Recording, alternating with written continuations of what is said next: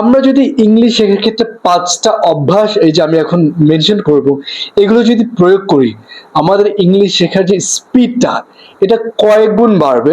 And not only that, আমাদের যে English শেখার যে টেকনিক্সটা সেটা আরো স্ট্র্যাটেজিক হবে। আপনার মনের ভাব প্রকাশ করতে ইংলিশ বলার প্রয়োজন হয়, কিন্তু সেখানে কিন্তু কোনো শর্টকাট নেই, বাট শেখার ক্ষেত্রে শর্টকাট থাকে। সো এরকম খুবই গুরুত্বপূর্ণ 5টা আমি অভ্যাস বলবো।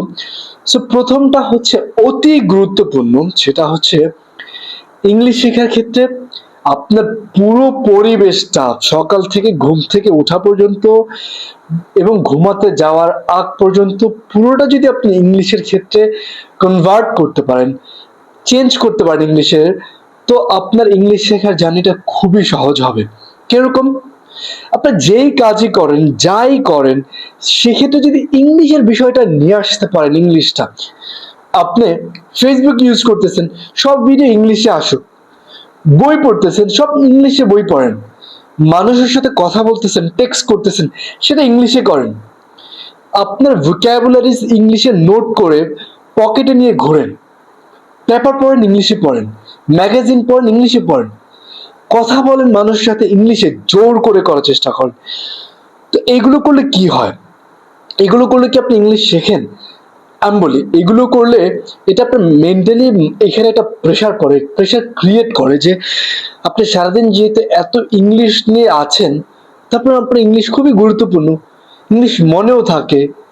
তো তখন এটা নিজের থেকে অটোমেটিক সেট হয়ে যায় আপনার মাইন্ডে ইংলিশটা। আপনাকে আমি আরেকটা এক্সাম্পল দিই। আমরা কোনো কিছু 1 ঘন্টা শেখার পর, কোনো নিউজ বা কোনো কিছু পরে যদি অন্য কোনো বিষয় যদি ইনভলভ হয়ে যায়, পরে কিন্তু আমরা ভুলে যাই। বাট আমরা যদি সারাদিন ওই বিষয়টা নিয়ে থাকি, তখন কিন্তু আমরা ভুলি না। তারপর হচ্ছে সেকেন্ড, সেটা হচ্ছে যে মুখস্থের বিষয়টা। মুখস্থের বিষয়টা কি?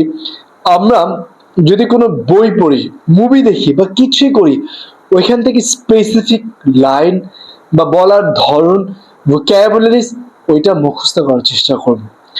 করার পর এটা নিজেদের বাক্যে নিজেরা যখন কথা বলবো, ওইটার ক্ষেত্রে অ্যাপ্লাই করার চেষ্টা করব। কিন্তু এখানে বেনিফিটটা কি? বেনিফিটটা হচ্ছে তখনই যখন আপনি এই মুখস্থ করার সেন্টেন্সে যে মেইন ভার্বটা, ওইটা রিপ্লেস করবেন অন্য একটা ভার্ব দিয়ে।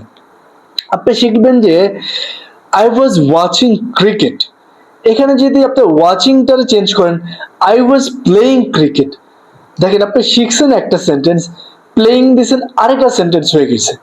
তো দুইটা সেন্টেন্স হয়ে গেল একটা সেন্টেন্স দিয়ে। I was I was eating rice, আবার 3টা হয়ে গেল। সো এইভাবে করে যদি আপনি যেই সেন্টেন্সটা শিখবেন ওইটা রিপ্লেস করেন, এভাবে করে অনেক সেন্টেন্সে পরিণত হবে।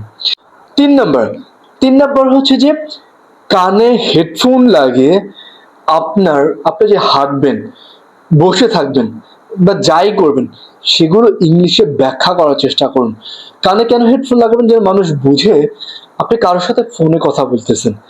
সো এনিওয়ে, আপনি হাঁটতেছেন, সাপোজ আপনি try to explore the world and also ওই বিষয়টা ইংলিশে কনভার্ট করেন যে আপনি হাঁটতেছেন। Hello guys, I am walking now and I see 2 trees in front of me.